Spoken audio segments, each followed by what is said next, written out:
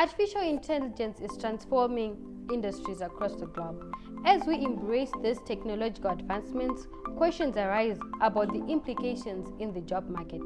Today, our students will engage in a debate regarding the potential benefits and challenges AI presents to employment. Good day, everyone. Welcome to our artificial intelligence debate. My name is Kudzaishe Masendeke, and I'm going to be your moderator for today. The topic we are going to discuss is if artificial intelligence is good or bad for jobs, employment, and careers. We have two teams present.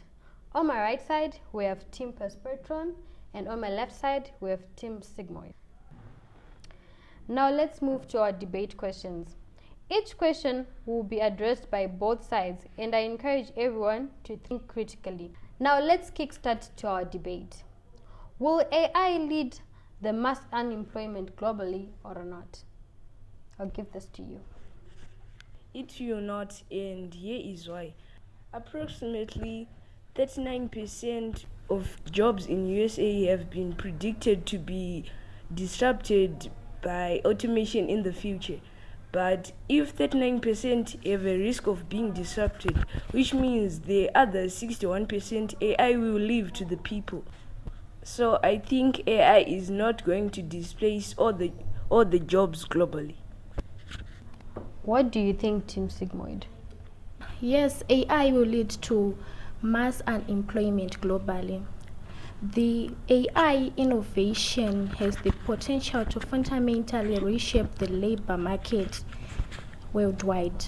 According to a report by the McKinsey Global Institute, it projected that between 400 to 800 million jobs could be displaced due to automation, while new job categories will emerge.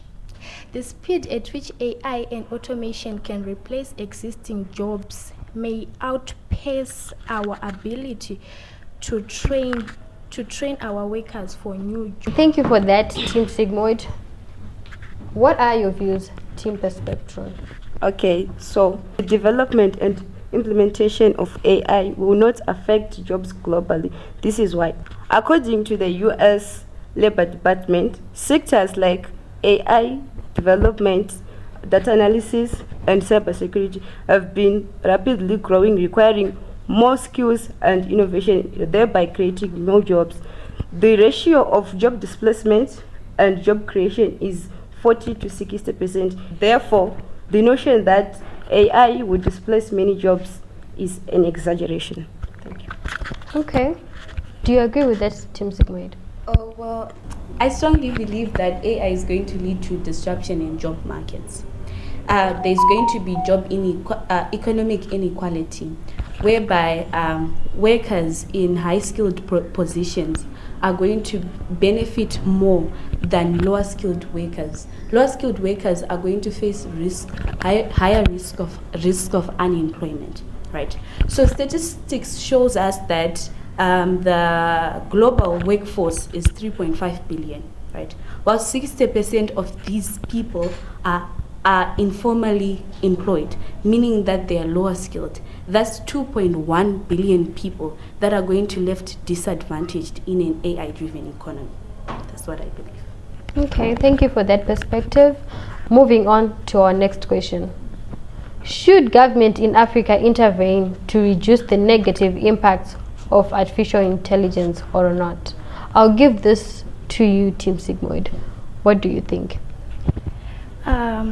Yes, the government absolutely needs to intervene in AI technologies to ensure that their development and deployment are safe, ethical for the society as a whole. Thank you for that, Team Sigmoid. I'll give this to you, Team Perceptron. The government should not intervene because it will just act as a development obstacle. And also, Africa is already lagging in the global race in terms of AI. If the government intervene, it will further slow down the process of AI advancement. There should just be partial regulatory controls in the AI sector and not fiscal ones. Okay, thank you for that. Do you agree with that? Team Sigmoid? AI continues to evolve. Its implications on employment are increasingly becoming significant, right? So, I strongly believe that the government is seeing the potential negative impact of AI on employment. So, instead of just waiting around, as you are saying, Zanele, I strongly believe that the government should be in the forefront for the people. They should develop policies aimed at mitigating adverse effects of AI on jobs, right? The government should also invest in education and training so as to equip the workforce with skills required in an AI-driven economy. That is why I strongly believe that the government should be present so as to help its people with this AI age. Okay, thank you for that, Zoey from Team Sigmoid. We move back to you, Team Perceptron. What do you think? Intervention by the governments will lead to regulation, and regulation will lead to a massive loss of AI development. So this then leads to the loss of foreign trade and economic growth. Okay, thank you, Team Perceptron. We move on to our third question. Will robotics destroy jobs in the African agricultural and mining industry more than it creates? Yes, it will. This is because most of the labor required in agriculture and mining sectors are repetitive and manual labor, which are at a high risk of being replaced by automation. And also, according to the International Labour Organization and the World Bank, it says that the manufacturing and production industries is going to face 30% increase in job displacement and 10% increase in job which are going to be created. This means that a 20% decrease in labor will be obtained. Okay, thank you for that, Team Perceptron. We give this to you, Team Sigmoid. What do you think?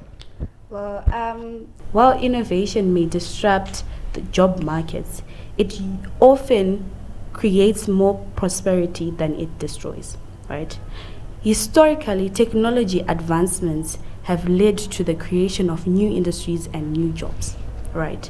While this trend suggests that there may be short-term job losses in the agricultural industry, but the long-term effects of this is that there's going to be introduction of new jobs and new industries. So that's what I. Okay, thank you, Team Sigmoid. Do you have anything to add on to that?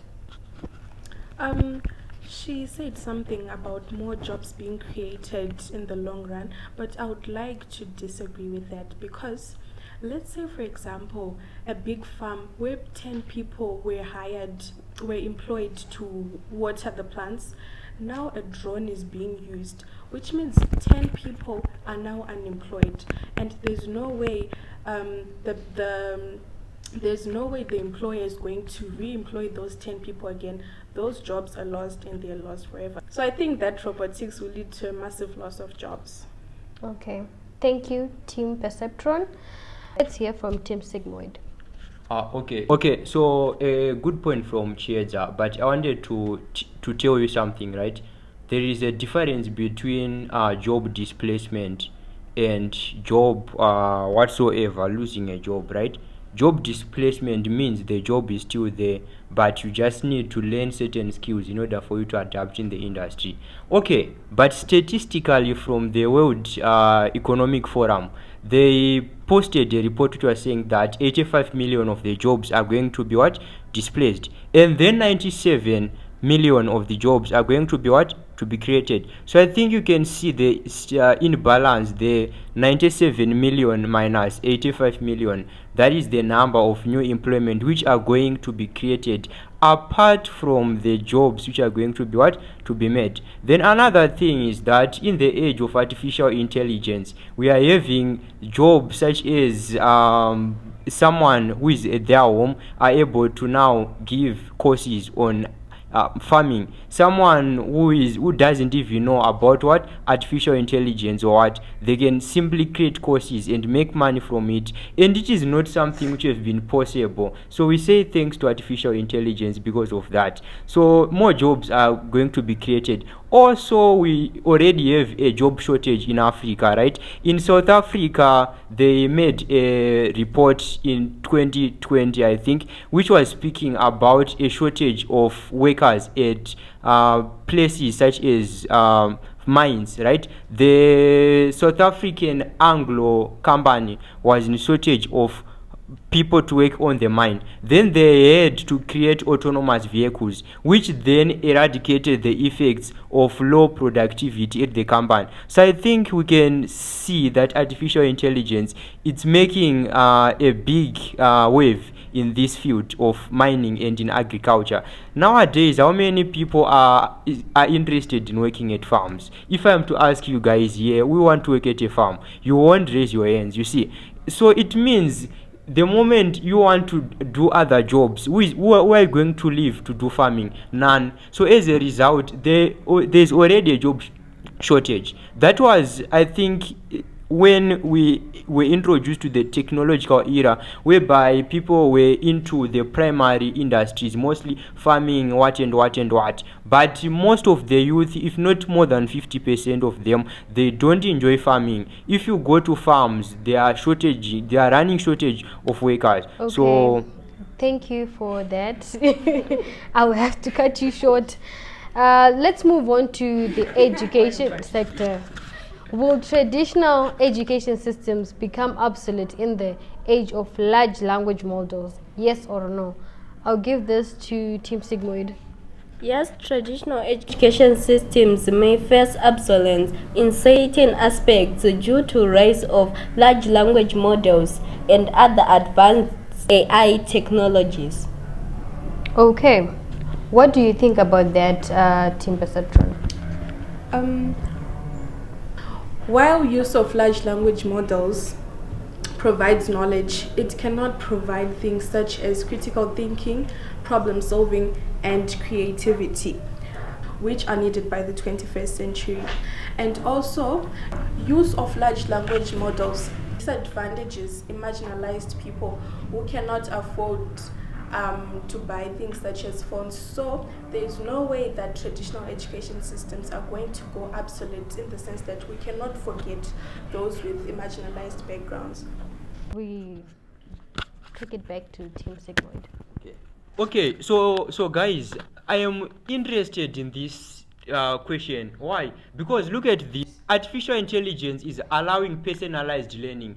In the traditional learning systems, we used to have students who are labeled different stuff, because as a teacher in class, they're trying to standardize everything, but a student learns at their own pace. So by utilizing artificial intelligence, Bill and Melinda Gates Foundation shows that 50% of high achievements and academic engagement comes from what? From personalized learning. Look at these companies such as Newton have been doing mathematics, right, using personalized learning. Imagine learning at a self-pace, whereby you do not need to fear. Most students in the past used to fear, right? If I skip one day at school, I am far behind and I'm not able to catch up with my mates at school, right? And most students end up failing academics because of that. But artificial intelligence is allowing you to learn at your pace.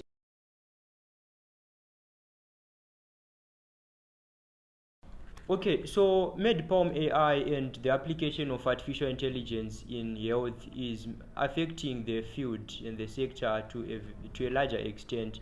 Why am I saying that? Because MedPalm AI is an accuracy of around 87%, which surpasses the doctor's capacity, right? Then another point is an analysis from Google showed that the analysis of breast cancer using artificial intelligence is up to 94.6% accuracy, which is more than what's done by the radiologists, right, which is around 88%, and that's a very big percent difference, right? Another thing is that with so much medical research being done each and every year, papers are being published, and more than 2.5 research papers are published each and every year, and that is overwhelming for doctors to analyze those papers and get up to date with scientific knowledge. So the application of artificial intelligence to analyze all that information, draw statistical inferences, and find the way forward in the branch and the sector is making a wave. I love how fast artificial intelligence is becoming, because even if you go to a clinic, you are not going to wait for a very long period of time, and there are things which can be detected at the moment of impact. For example, you are wearing a watch, right, and that watch detects your bounce when you fall down. It is going to measure everything else, your heartbeat, your balance, and everything, right, and it sends that information to the doctor. So now when you go to hospital, it's going to take a very short period of time for you and your case to be processed, right? I love artificial intelligence. I love that, Team Sigmoid. Tell us, Team Perceptron, what do you think about this? I strongly believe that AI cannot replace doctors because AI lacks confidentiality and data privacy, which doctors can provide. In case of hacking, information can be exposed to the world, which is not supposed to be exposed. And moreover, children cannot be able to use AI.